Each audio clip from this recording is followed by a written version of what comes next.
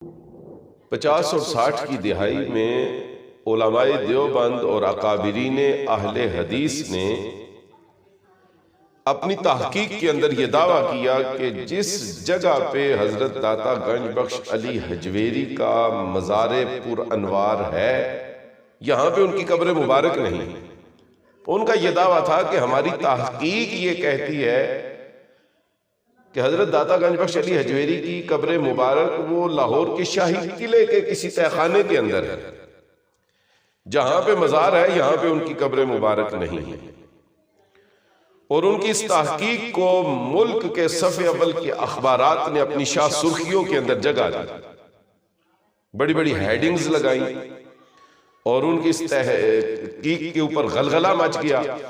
और जब बहुत ज्यादा फितना उठ गया तो मुहद्दिस आजम पाकिस्तान हजरत मौलाना सरदार अहमद खान साहिब फैसलाबादी रहमतुल्लाह अलैह, आपने फरमाया कि मैं इस बात का फैसला करूंगा कि यहाँ पे कब्र है या नहीं है, यहाँ पे दाता साहब मदफून है या नहीं है। और आपने फरमाया कि फैसला करने का तरीका ये होगा कि मैं जुमा के दिन दाता साहब के मज़ार पे हाजिर हूँगा और वहाँ पे जुमा का खुतबा दूंगा और खुतबे के अंदर मैं इस बात का फैसला कर दूंगा कि ये तहकीक दुरुस्त है या गलत है। तो जुमा का एक दिन मुकर्रर कर दिया गया। मुहद्दिस आज़म पाकिस्तान मौलाना सरदार अहमद खान साहब रहमतुल्लाह अलैह, जो आला हजरत के शागिर्द भी हैं, मुरीद भी हैं, खलीफा भी हैं, आप हजरत दाता साहब के मज़ार पे तशरीफ लाए और आपने वहाँ पे हाजिरी दी। और उसके बाद बड़ी देर तक हजरत दाता गंज बख्श अली हजवेरी की कब्र मुबारक के पास आप मुराकिब रहे, यानी कि मुराकबे में रहे, आंखें बंद करके सर झुका के बड़ी देर तक आप वहाँ पे इस तरह बैठे रहे। और इस तरह बैठने के बाद जब आपका मुराकबा मुकम्मल हुआ तो आपने वहाँ पे दुआ फरमाई और मिंबर पे जलवागर हुए और खुतबा देना शुरू किया। और ये हजरत दाता गंज बख्श अली हजवेरी के मज़ार पुर अनवार की तारीख का एक ऐसा और वाहिद जुमातुल मुबारक था जिसमें तमाम अहलियान लाहौर मौजूद थे, लोगों के ठठ मौजूद थे, अवामुन्नास का इज्तिहाम था, लोगों का ठाठे मारता हुआ समंदर था, जो हजरत मुहद्दिस आज़म का खुतबा जुमा सुनने के लिए इस नीयत से आए थे कि आज फैसला होगा कि दाता गंज बख्श अली हजवेरी की जो मज़ार पुर अनवार है उसके नीचे उनकी कब्र मुबारक है या नहीं है, वो यहाँ पे मदफून है या लाहौर के शाही किले के अंदर मदफून है। तो हजरत मुहद्दिस आज़म ने खुतबा जुमा देते हुए क्या खूब फैसला फरमाया।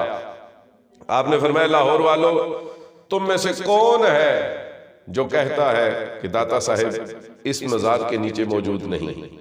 जो है वो खड़ा हो जाए, चाहे आलिम है या जाहिल है, आम है या खास है, मुहक्किक है या किसी की तहकीक पे एतमाद करने वाला है। जो कोई भी ये समझता है कि यहाँ पे हजरत दाता गंज बख्श अली हजवेरी मदफून नहीं है, वो खड़ा हो जाए, मिंबर के करीब आ जाए। और आपने फरमाया फैसला इस तरह होगा, मैं यहाँ मिंबर पे बैठ के हजरत दाता गंज बख्श अली हजवेरी को आवाज दूंगा और वो मेरी आवाज सुनेंगे। मैं उनसे पूछूंगा कि आप यहाँ पे हैं या नहीं है, और वो मेरे इस सवाल का जवाब देंगे और वो बताएंगे कि मैं यहाँ पे मौजूद हूं। इस तरह इस बात का फैसला हो जाएगा। आपने फिर इंतजार किया, कोई भी मजमे में से खड़ा ना हुआ।